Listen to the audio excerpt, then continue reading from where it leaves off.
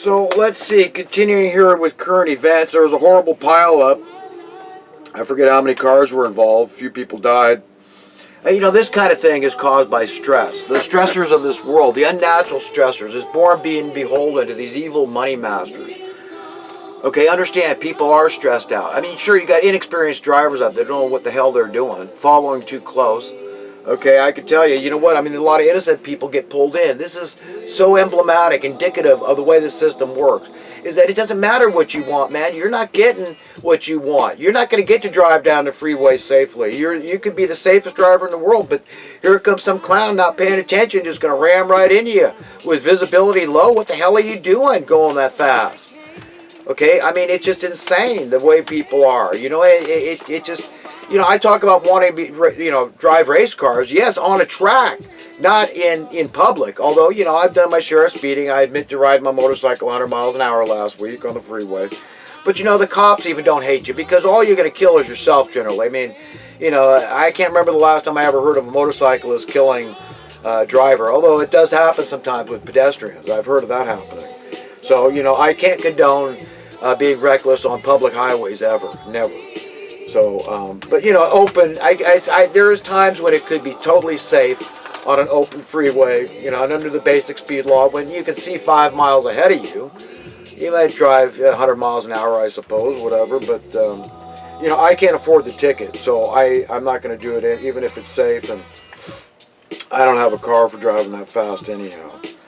But yeah, it should be done on a racetrack when you're experienced to, where you're expected to crash and stuff like that, and other people expect it too. It's very gladiatorial on a racetrack.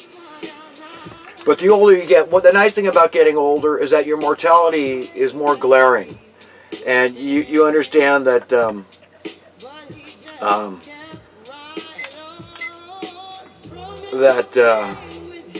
excuse me, I'm just distracted here trying to set my timer here.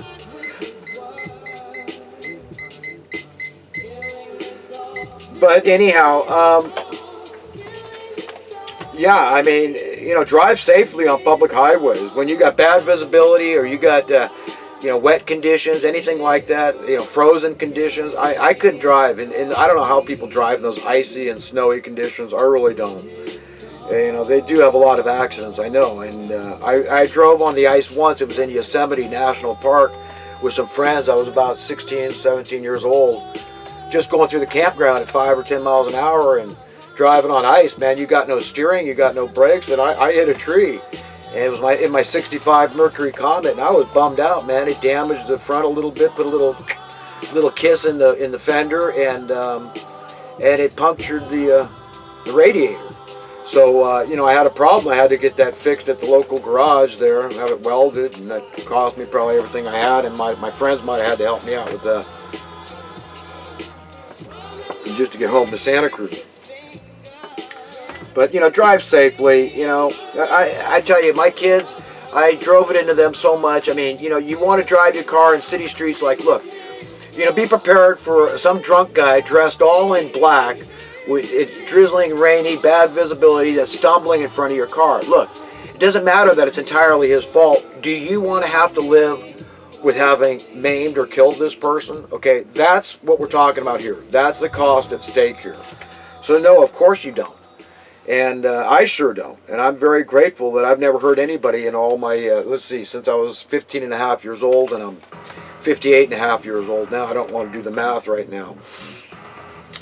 But anyhow, let's see, you know, McAdoo, Leanne McAdoo, one of Alex Jones's reporter, did a report on, oh, she mentioned that Charlie Sheen, I hadn't heard this, but he had sent out a tweet about, you know, joking about all the celebrities that have been dying and praying that, you know, kidding at least, that he was saying that, you know, Donald Trump next, please. And I got to tell you, I'm sorely let down, Charlie. You know, that's disgusting, man. I tell you what, I do not understand for the life of me all these people that are seemingly intelligent, that seem to, you know, be out of confusion, out of ignorance. I mean, Charlie Sheen stuck his neck out there talking about 9/11, and he did it. So I really admire that. But how can anybody still believe that Donald Trump is this evil guy? Yeah, he said some stupid things. Hell, Alex Jones played a whole litany of stupid things that Donald Trump. So, you know, Alex knows, their whole crew knows, and still, look, and Donald Trump, you know, he admits it. I mean, he knows. I mean, he said stuff he's not proud of. Who hasn't? But give the man a break. You know, look to the good things he's saying out there. Look to the fact that he says that he's ashamed of homelessness in America. He wants to end poverty. That this could be the guy, like the Bible said, that's being forgiven a lot.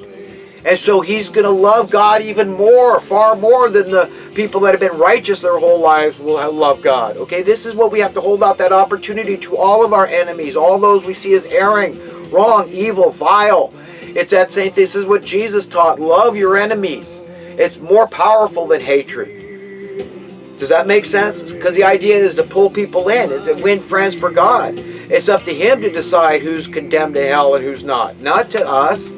That's not our job. Thank God. In my mind, thank God. That would really stress me out, man. If I had to worry about who I was going to condemn to hell, I am very stressed out.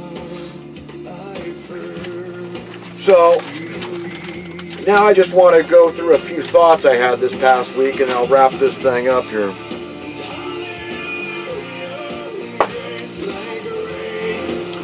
In the 21st century, social Darwinian economic law, less currency that is worth less, right? That's what we've got. So we don't get either the Adam Smith economics, which is progress through increasing the worth of your currency. Okay, that's what happens, supply and demand capitalism, free market, competition, and all that, right? Where we all are benefit from advances in technology. That's what I would sum up Adam Smith's in, you know, saying that the workers are every nation's single greatest asset. So of course you share first the bounty that is created, that manifests through our innovation with the working class. Of course, they deserve it the most. Those that really bust their behind. It's not the capital. People need their needs met. You can't stop them from meeting those needs. You can't say they can't live here without giving them option. They have a right to be on the freaking earth. Does it take a genius to figure that out? So freedom is an essential human need. It's a right to survive that God gives us. The Constitution gives us.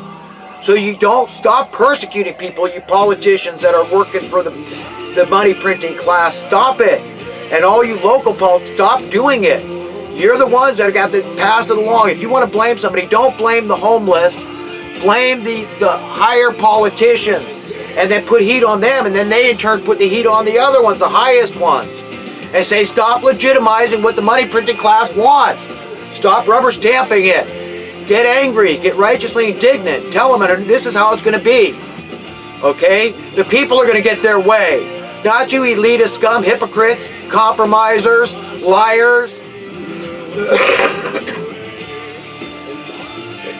So, instead of having more currency through cash flow, currency velocity, we have less currency that's worth less. Isn't that true?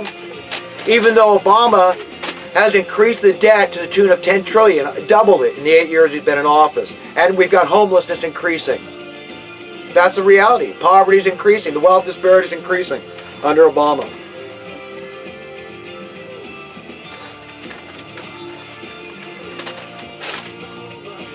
Remember, what's going on is this deliberate division and impoverishment of the masses. It's oppression, writ large. Make no mistake about it. It should be very clear. Oh, and here's a good one. Maybe I should title this video this, but help! The Russians ate my homework and elected Trump, right? Isn't that what Trump's being, that we're being told about Trump, right? And the Russians? Right? Well, you know what? It's not going to work. They've tried every trick in the book. They have. They tried to cheat too. Look at Bev Harris, which here's a Democrat, a liberal woman that says, yes, it's if anyone's been cheating out there and rigging these machines, it is the Democrats. Okay, I'm not blaming all Democrats.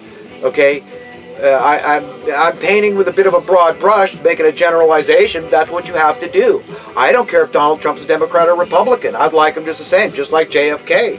I don't give a crap what somebody calls themselves. It's, you know, what's in the substance of what they're saying. What do they want from me? What do they want for you? What do they want for everybody? Humanity. So compromise and hypocrisy have a clear and common thread, as I pointed out earlier. And here's one. Why societal stability is incompatible with societal instability. You understand, there's these forces that need the society to be unstable, or else they can't run roughshod over humanity. Okay, or else they can't spread the misery that they're so full of. That's what they are. When you abandon your conscience, man, you're miserable. That's what happens. The conscience wants what the conscience wants. And when these people abandon it, you know they're miserable. You got to get up close to them and find out. Find out how miserable Mitt Romney is. He's got billions of dollars, I think, you know, but he's still miserable. A lot of people are fabulously wealthy, but they're miserable because they have compromised their conscience, their integrity, their honor, their soul, essentially, is what it comes down to. That's the soul embodies all those invisible qualities that we wouldn't sell for anything in the world. That's a beautiful thing, that God put this fail-safe in all of us. That's a beautiful thing.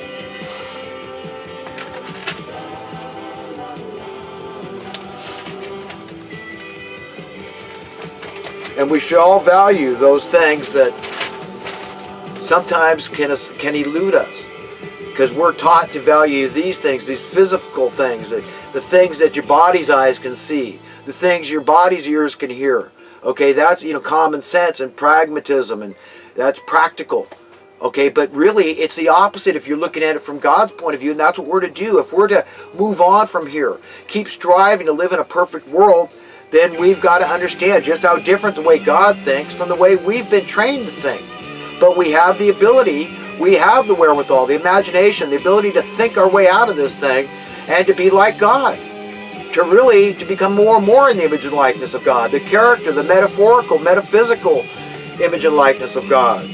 The esoteric image and likeness.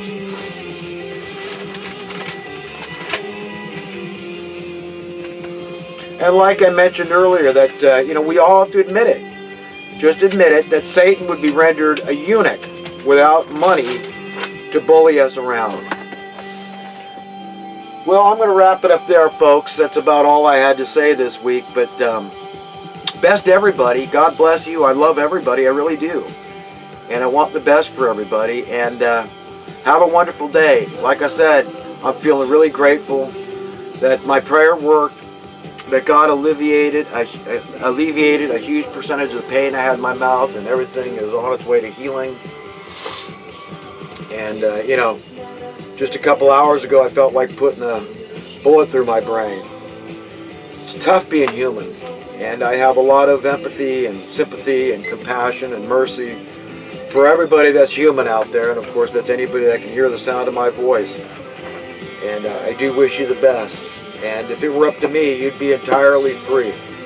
I'm the last guy on earth that's going to oppress you, because I'm the last guy on earth that wants to be oppressed. And it's not about what I want or you want or he wants or she wants, but it's what about he wants. That should be our first concern, first and foremost. Because if we just focus on that, all the rest will fall into place. And that's what's happening. Okay, the evildoers can kick against the goads. It's hard. They're not going to succeed. The good guy's going to win this thing. And we have to have that little bit of faith, like Jesus said. If you have the faith of a mustard seed, okay, you can move mountains, okay? And that's what we're talking about here. And that's what's going to happen. It's very good news to the righteous. How does the Bible put it? Like Jesus said in the Beatitudes of the book of Matthew.